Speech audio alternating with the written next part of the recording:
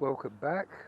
I've changed back to the cage feeder because we had one proper carp, that little one we saw on the hybrid, and then it just felt like I wasn't feeding them enough. So what I've done is I've shortened the hook length on the cage feeder down to about 10 inches, and we've had a proper bream since you've been away, and I can also keep the grub going in because I just felt that with the hybrid there wasn't enough food going in to keep them interested. So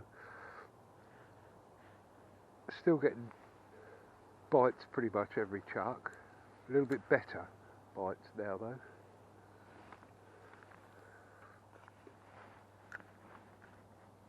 Sink the line.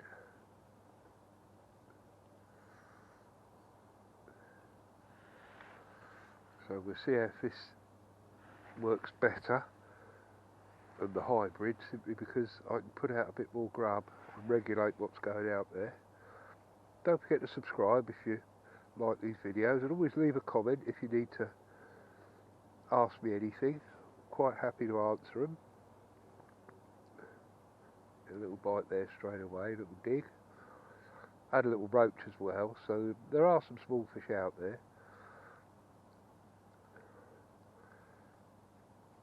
I've only seen one fish caught from any other anglers at the moment. A couple of them packed up and got home, so they've obviously found it tough today. And I can see why, really, because it would be very easy to overfeed today.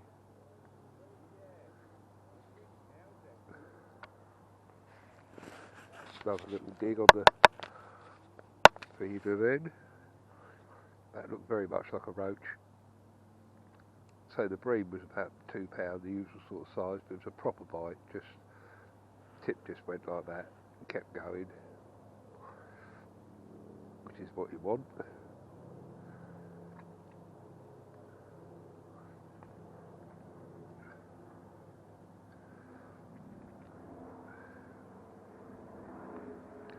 I'll try a 6mm soft pellet shortly just to see if it makes a change. I do my own, and all I do with these is put them in a little bag, cover them with water, and then drain the water off, leave them in the fridge overnight, and they're absolutely perfect. They'll stay on the hook fine. I'll do a little quickie video and show you how I prepare them, but it's very simple. You could regulate how soft you want them. You could have them super soft for the pole, or you can still have a little bit of body to them, so that they'll cast on a waggler or on a feeder. But he's still there, this little fish, mucking about.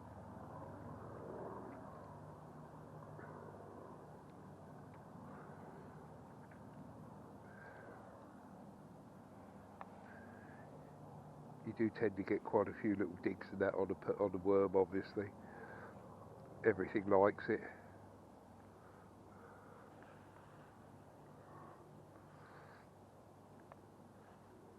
Just chop up a couple of little bits of worm back and put it in the feeder next time, keep them interested.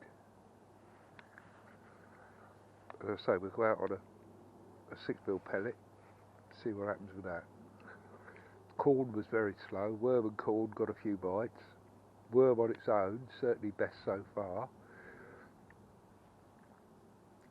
So on these little practice days, you can try all your bait different techniques and little different, cocktails of bait, see what seems to fish best.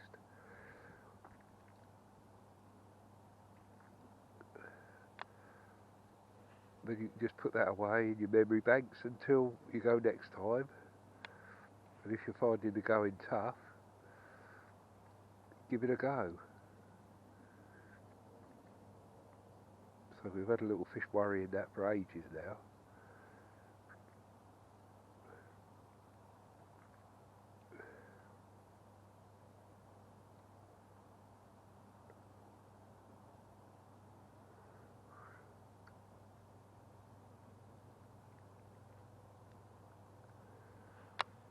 I'll get a 6mm pellet out, and then we can put one on next put in.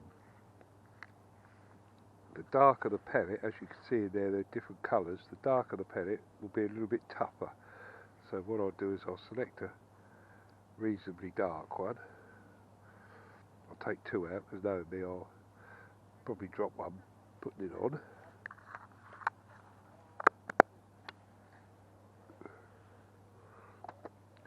Right, I'll have that in because he obviously keeps mucking about with that little bit of worm.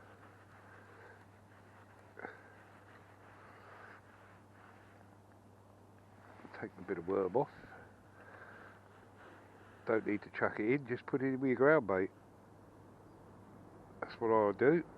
It just gives them another little couple of bits of worm to have on through the feeder.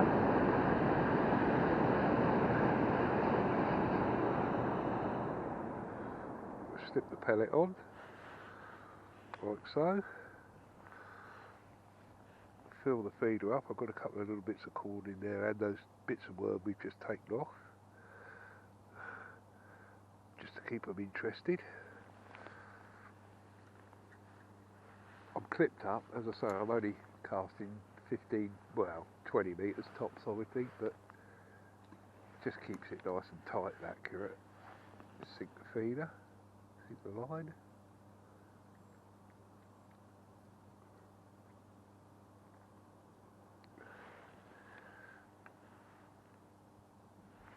Put a slight bend in the tip, not much. See if the pellet does any good.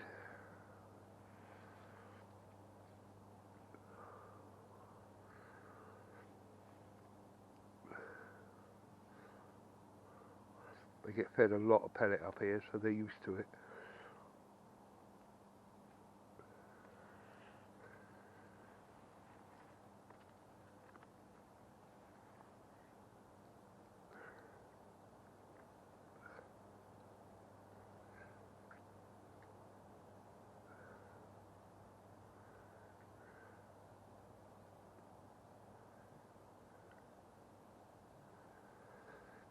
Well, I'm very happy with the new box. It's lovely and comfortable. Got a lot more room on it. I've got a couple of side trays with it. The one I've got's a lovely tiny little one, which is handy for when I'm just going pleasure fishing like this, but I've got a bigger one that I can bring with me if I need to. And the reel's fine, that's lovely. Certainly recommend one of those for feeder fishing. Good fast retrieve, 4 spare spools. Does everything you want it to do. Bite then. Still get these little sort of erratic bites rather than proper pulls. The confidence sort of takes.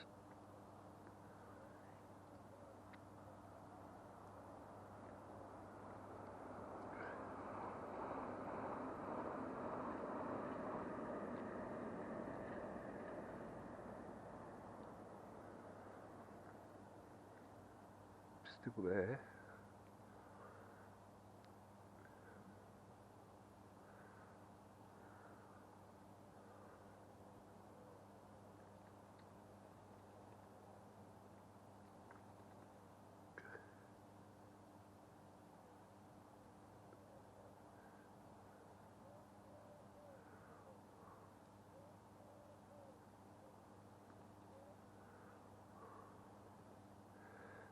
Still having a little dig at it.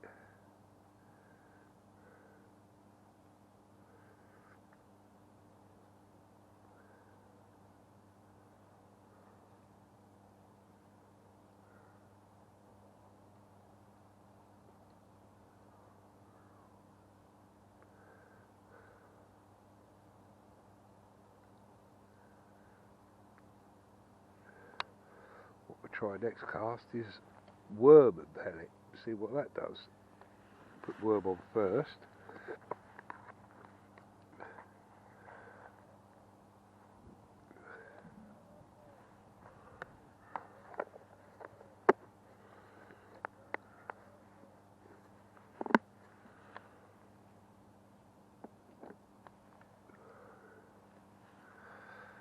Again, I just dip the tail off the worm, it allows the juices to come out. And then just put the little bit of worm tail in with the feeder.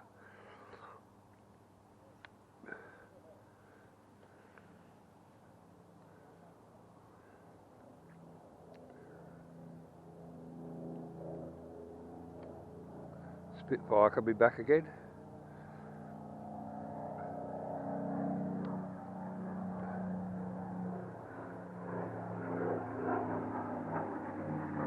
Listen to that Merlin engine. They fly out of RAF Manston. There's a guy there, Peter Monk. He's got about 6 or 7 Spitfires, and you can book a flight in one of the dual people ones. They've got like 2 cockpits. It's not cheap, but it would certainly be something to take off your bucket list, that's for sure. They come right down this way and go over the White Cliffs of Dover, and then fly back to Manston, Biggin Hill, sorry. I think I'm only guessing, but I think it's about £500. It's not cheap, but as I say, what a lovely sort of 30-minute ride that you'll never forget, that's for sure.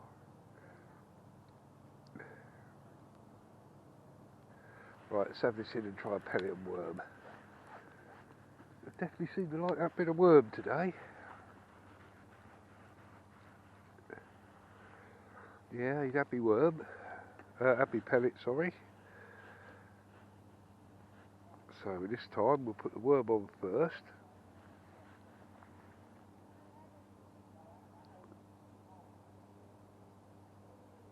Slip that on. Make sure it goes right round the shank. That hasn't.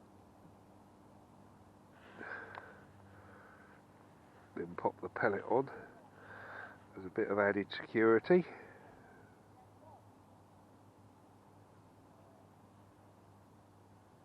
That's it. Fill the cage up. 2 or 3 grains of corn in there and that little bit of worm. See if this goes round.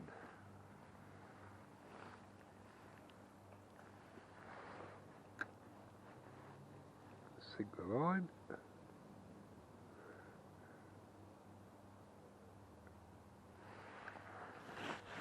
Try and keep the coat out of the way of the camera for you.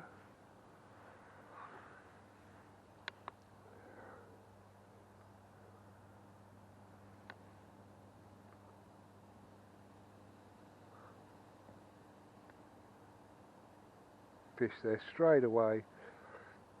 We certainly want that worm today.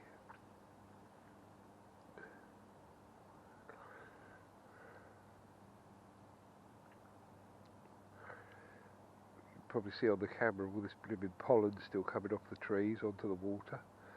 It's like cotton when it gets on your line. It's a real pain.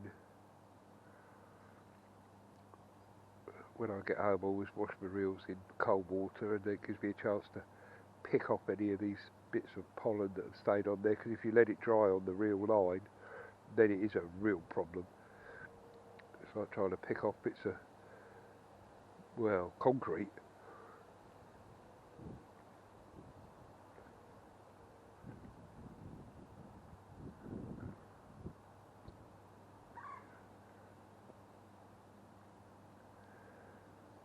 Won't be too long now before it all stops, because we're into the first week in August.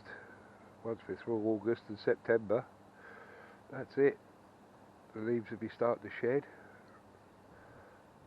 Cold mornings, dark nights, so be time to get the sea fishing gear out again, in the forlorn hope of catching a codlin. But we must try.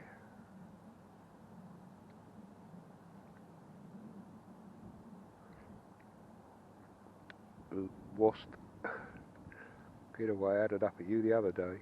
Oh, there's a better bite. Come on in. Finish it through.